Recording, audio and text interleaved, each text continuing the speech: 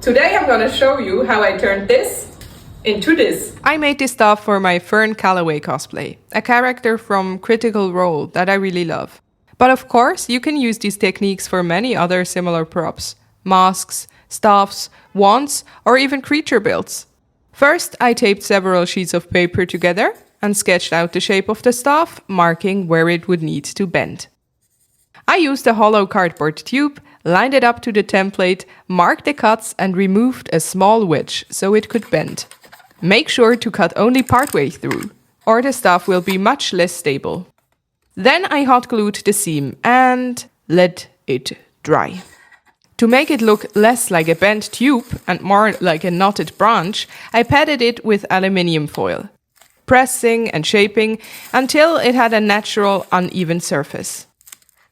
I added twisted strips of paper towel to imitate fine branch shapes, and some leftover warbler pieces for texture and strength. Rolling them out and laying them across the knotted areas to build a more organic form. Next came the snake heads. I shaped them entirely from aluminium foil, pressing and folding until it matched the look I wanted. You'd be surprised how detailed you can get with just foil. Even the little fangs were made from foil, all glued in place with hot glue. Be careful though, aluminium foil heats up. Then I covered the staff with paper mache, newspaper strips soaked in a mix of wood glue and water. It's fiddly, but gets easier the further you progress. Painting on a base layer of wood glue can help. I covered the whole staff and let it dry. Once dry, I sealed it with Plasti-Dip, though you could just add another coat of wood glue and paint it black.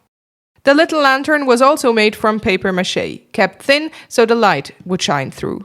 The leaves were foil and paper mache as well.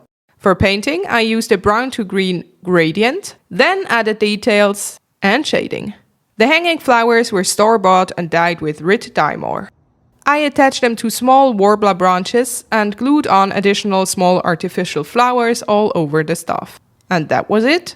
The staff was finished. Fit for Fearne, I'd say. Do you agree? If you liked the video, why not repost it to show it to even more people? And if you have any questions, I'll gladly answer them in the comments.